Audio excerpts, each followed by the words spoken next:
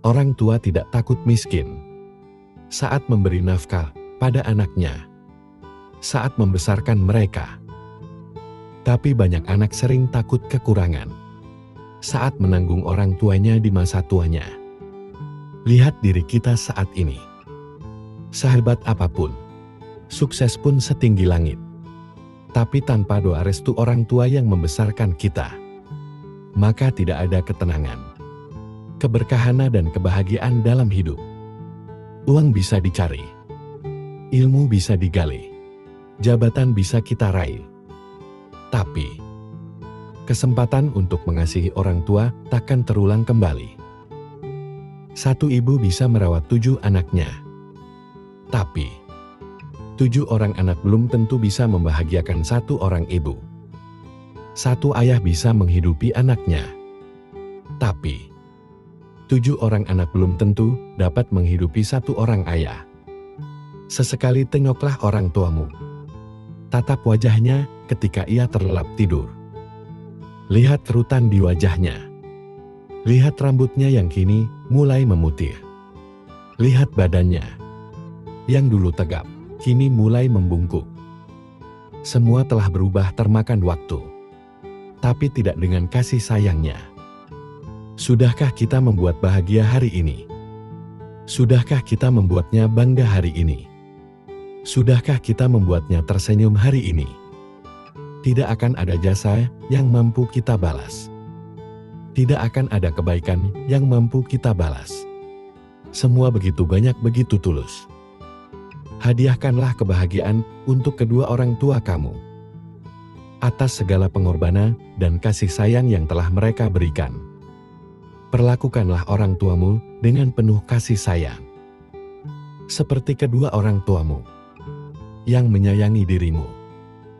Seperti sang surya yang menyinari dunia. Dulu saat aku masih kecil, ibuku memasak makanan untuk kami. Suatu malam, dia membuat makan malam. Setelah seharian bekerja keras, ibu meletakkan sepiring selai dan roti gosong di hadapan ayahku. Ternyata, ayahku tenang saja makan rotinya dan bertanya kepadaku, "Bagaimana hari-hari di sekolah?" Aku tidak ingat apa yang kukatakan pada ayah malam itu. Tapi aku ingat. Aku mendengar ibu minta maaf kepada ayah atas roti yang gosong itu. Aku tak pernah lupa yang ayah katakan malam itu. Ayahku mengatakan kalimat ini kepada ibuku dengan senyuman yang lembut. "Sayang, terkadang aku suka roti yang gosong." Malamnya, sebelum tidur, aku mencium ayah, mengucapkan selamat malam. Aku bertanya kepada ayah, apakah benar-benar menyukai roti yang gosong? Ayahku memelukku dan berkata, "Ibumu telah melalui hari yang berat.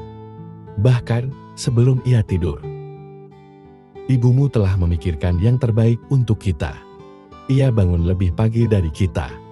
Ia telah memasak untuk kita. Belum lagi dengan pekerjaan hariannya. Bahkan menemanimu belajar. Dari bangun sampai tidur lagi. Dan ibumu tentu benar-benar lelah. Roti yang gosong tidak pernah menyakiti siapapun. Tapi, kata-kata kasarlah yang akan menyakiti hati. Kau tahu nak, hidup ini penuh dengan hal-hal yang tidak sempurna. Dan orang yang tidak sempurna. Ayah pun bukan lelaki sempurna, dan telah belajar menerima ketidaksempurnaan itu. Sejak saat itu, aku selalu mengingat pesan ayah. Roti yang gosong tidak pernah menyakiti siapapun. Tapi, kata-kata kasarlah yang akan menyakiti hati. Saat kamu bahagia, mereka tidak pernah meminta sedikit pun bagian dari kebahagiaanmu. Namun, saat kamu terluka, saat itu pula mereka datang, meminta bagian dari apa yang kamu rasakan. Mereka mencintaimu tanpa alasan, dan mereka juga mengajarkan kepadamu bagaimana sabar tanpa batas. Mereka adalah orang tuamu yang melahirkan dan membesarkanmu. Suatu hari nanti, kamu akan melihat orang tuamu tua dan renta, dengan pola dan tingkah yang tidak lagi sama. Jika hari itu tiba, tolong sisihkan sebagian waktumu untuk memperhatikannya dan kesabaranmu untuk memahaminya. Saat tangannya mulai gemetar, sehingga seringkali makanannya jatuh. Saat orang tuamu tidak bisa memakai bajunya sendiri, maka hiasilah sikapmu dengan kesabaran dan ketulusan dalam mengurusnya.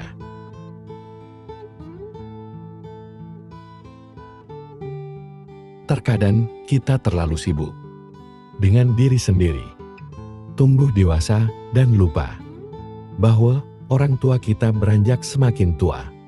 Semakin sedikit waktu untuk bersama orang tua. Hari-harimu yang manja dengan kasih sayang ibu dan ayahmu akan segera terlewati dan menjadi kenangan. Terkadang kesedihanmu mengenang kenangan manis bersama kedua orang tuamu itu hanya bisa terobati dengan tetesan air mata. Sekaya dan sehebat apapun kamu, tidak akan pernah bisa membayar waktu untuk mengulang masa-masa itu. Ketika kamu menatap mata ibumu, kamu tahu bahwa itu adalah cinta paling murni yang dapat kamu temukan di semesta ini. Sedangkan cinta ayahmu itu sebenarnya sangat sederhana. Seperti ayah yang rela tidak membeli sesuatu yang baru untuknya hanya demi memenuhi kebutuhan anaknya. Lihatlah berapa banyak celana yang dimiliki oleh ayahmu, atau baju kemeja batik yang dia miliki. Bukan karena ayahmu tidak mau membelinya. Terkadang ayahmu telah memegang sepatu di sebuah toko, melihat dan mencobanya. Namun, ketika ia mengingat dirimu, meskipun ia sangat menginginkan sepatu itu, ia kemudian segera meletakkannya. Ayahmu biasanya tidak pandai menunjukkan rasa cintanya kepadamu. Tapi, ayahmu selalu berjuang untuk masa depan anak-anaknya. Begitulah sederhananya cinta kedua orang tuamu. Masa sulit adalah bagian tak terpisahkan dari perjalanan hidup. Tidak ada manusia yang benar-benar terhindar dari ujian atau tantangan. Namun, bagaimana kita memandang dan menghadapinya dapat menentukan apakah kita bertahan atau terjebak terjerumus di dalamnya. Banyak orang tidak menyadari bahwa pola pikir yang mereka miliki seringkali menjadi penghambat utama. Ketika menghadapi kesulitan, respon pertama kita seringkali berupa rasa takut, marah, atau putus asa. Hal ini adalah wajar, karena sebagai manusia, emosi adalah bagian dari diri kita. Namun, pola pikir kita yang terus-menerus dipelihara dapat menjadi jebakan mental yang membuat kita semakin sulit keluar dari situasi tersebut. Ibaratnya seperti berada di tengah pasir hisap.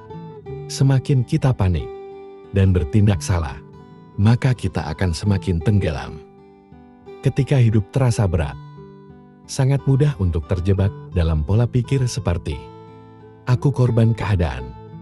Pikiran seperti mengapa ini terjadi padaku? Atau juga berpikir aku tidak berdaya. Mungkin kerap kali muncul, menciptakan rasa putus asa yang lebih mendalam. Pola pikir ini seperti rantai yang tak kasat mata, yang mengikat kita, membuat kita merasa kecil dan tidak mampu melakukan apapun. Semakin kita merasa sebagai korban, semakin jauh kita dari kemungkinan untuk bisa bangkit. Menetapkan diri sebagai korban berarti menyerahkan kendali atas hidupmu kepada situasi atau orang lain. kamu mulai percaya bahwa nasibmu sepenuhnya berada di luar kendalimu. Seolah-olah hidup adalah permainan yang hanya bisa kamu tonton tanpa pernah menjadi pemainnya. Padahal, keyakinan seperti ini hanya akan memperburuk rasa sakit dan memperpanjang penderitaan. Namun, kenyataan hidup tidaklah sesederhana itu. Tidak ada yang benar-benar memiliki kendali penuh atas apa yang terjadi di sekitar kita.